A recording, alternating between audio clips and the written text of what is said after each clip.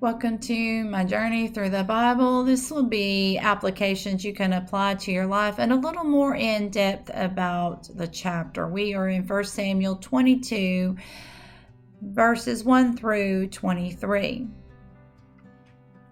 Now, David waited for God to tell him what to do. And it can be hard to wait. There are times in life when we just need to sit back.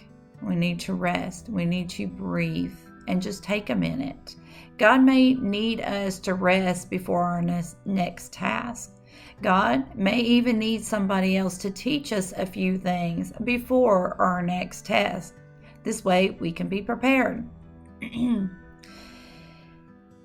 And waiting is hard, but sometimes it's the best thing for us. When we run into something halfway prepared, it causes not only our self-harm, but also others harm from our actions. Now, Saul did not wait on God. Saul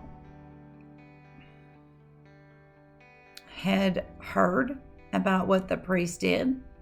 And because Saul felt like everyone was against him and everybody was for David, the jealousy and the hate that he had caused him to be very paranoid. And that is never a good thing. So Saul was very impulsive. He did the first thing that came to his mind. He did not wait for God. He did not pray to God. He did not ask God what he should do. He just thought, these people are against me. They're helping David. So now you are going to die. Which is what he did. But now his foot soldiers realized that they should not raise a hand against God's chosen ones, his anointed people. So they would not obey their king. But there was one man that was willing to do the bidding of Saul. And of course, he not only killed the priest, he also turned around and killed everybody that was in the town of Nob. Now, we also see that one was able to escape and go to David. And when he told David everything that happened, David realized that he should have dealt with Dagon.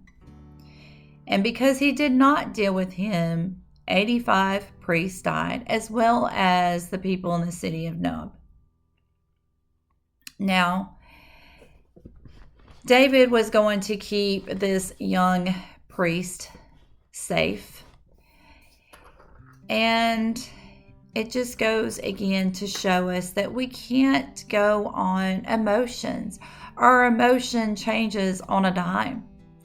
And our emotions are going to lead us into trouble, which is why we need to take a few minutes to breathe and to think through what is the best outcome.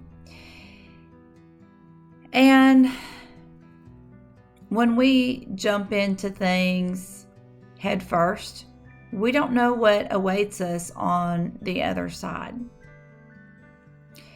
So we know that God has nothing but goodness for us, and he will lead us where we need to be. But sometimes we need to take that break, and we need to sit for a few minutes, and we need to pray, and we need to listen to what God is telling us to do. And if we're not hearing anything, then we need to wait a little more until we get that confirmation from the Lord.